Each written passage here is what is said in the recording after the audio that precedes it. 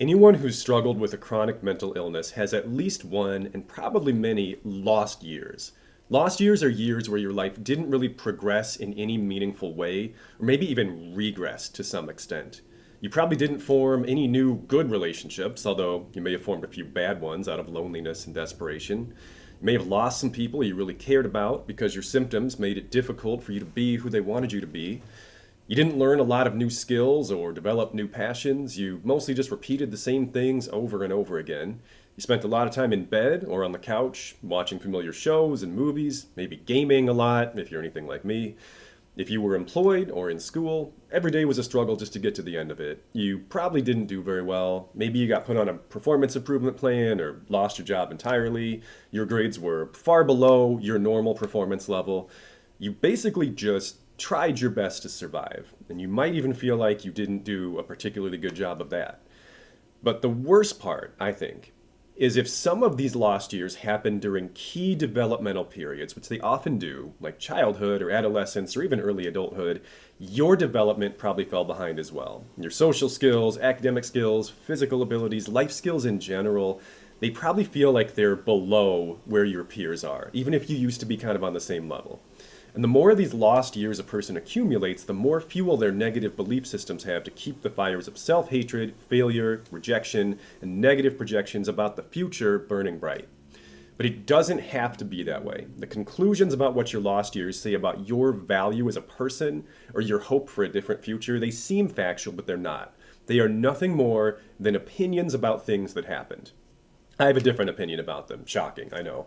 I think you should consider viewing your lost years the same way that I view my own. And at this point, I'm going to do something I've only done a couple other times on this channel, which is talk to myself. But if, like me, you would call a significant portion of your life lost years, I might also be talking to you. So here goes. I know this really feels like your fault, but it's not. And I'm sure you're already working on rejecting that statement in your mind. Please hear me out. You feel these things, these symptoms, on a deeper level than most people. When you look at the people around you and you feel like there's something different about you, that's not your imagination. It's real. You're right. There is something different about you. Your brain has a few issues that most people never face. Learning how to manage those issues isn't common sense. It often is the exact opposite of common sense. To get out of these pits you keep falling into, you basically have to do the exact opposite of what your mind tells you to do. When it tells you to sit around and do nothing, you have to accomplish something. When it tells you to keep to yourself, you need connection. When it tells you to stay home, you need to go somewhere. And of course it took you years to figure this out. It makes no sense. And nobody around you was able to give you the answers to the questions you were so desperately asking in your mind and through your actions, because they didn't have the answers either. And by the way, just a quick aside, that doesn't mean they don't love you or don't care about you. Maybe they don't, I don't know, but it just means they didn't know what to do because they haven't felt the way that you feel. That's all that inherently means. Put a pin in that one, it'll be important later. How can we blame a person for not knowing what to do in a situation they've never been in before, had no guidance on, and didn't even know what happened? Make that make sense to me. How can we call someone a loser or a failure for shutting down when their joy, their motivation, their peace, all of the things, all of the feelings that every other person relies upon to get out of bed and do stuff just disappears someday? It's like expecting someone to pay all of their bills with no money in the bank. They know they need to. They desperately want to. They can't. They lack the resources they need to complete the task. Your emotions are the resources you need to do life. And this thing that happens to you sometimes, it destroys your emotions.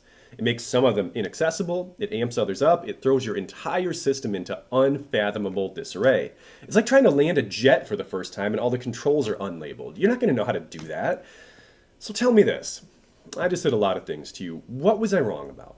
What did I say that didn't match your experience? And if the answer is nothing, I want you to refer back to my initial statement. This wasn't your fault. It doesn't say anything about who you are. It is something you're going through. That's it. It is a thing that happened to you. A horrible, miserable thing that put your life on pause for quite some time. If you're still not sure what to think, well, tell me what you think about me. I was in that hole for 10 years. Nobody knew how to help me or what was wrong. It took me 10 years to even start to figure it out. 10 years to start taking the most basic of baby steps to start to climb out of that pit. Do you think I'm a loser? Do you think I'm stupid? If not, what justification do you have to think those things about yourself? Just because you're not as far along as me right now? If that's the only difference, that's what seems like the difference between you and me, please remember this. I started climbing out of that pit when I stopped blaming myself. That was the first step. Now, there were many other steps after that, but that was the one thing that started to change my trajectory. Is when I decided I wasn't going to keep myself on the hook for not knowing what to do in a situation that I didn't even have a name for, that I had no preparation for, no planning for, and no real assistance with. Because no one knew what the hell was happening to me, including me. If that sounds like you, I'm back to us now, by the way. My little rant is over. But if you relate to that, seriously, what am I wrong about? What do you disagree with? If you align with what I just said to my younger self, how is this your fault? How are you on the hook for this? You didn't know. You didn't know what was happening. You didn't know what to do. It's not like you can just find this stuff out. If you don't even have a label for the thing you're going through, what are you going to search for on the internet? Like, hopefully some of what my content has helped you with is getting those labels. I know a lot of people have loved like just the fact that I can put a label on something like anhedonia or passive suicidal ideation. Because when you know a thing has a name, that can be the start of a real change process. But until you know what to call it, you don't know how to talk to other people about it. You don't know what resources to search for. Because you don't know how to say the thing that's in your heart or your mind or whatever you want to call it. Lost years are just a thing that happens. They're a natural outcome. I don't even want to say consequence because that makes it sound like you deserve it, and you don't.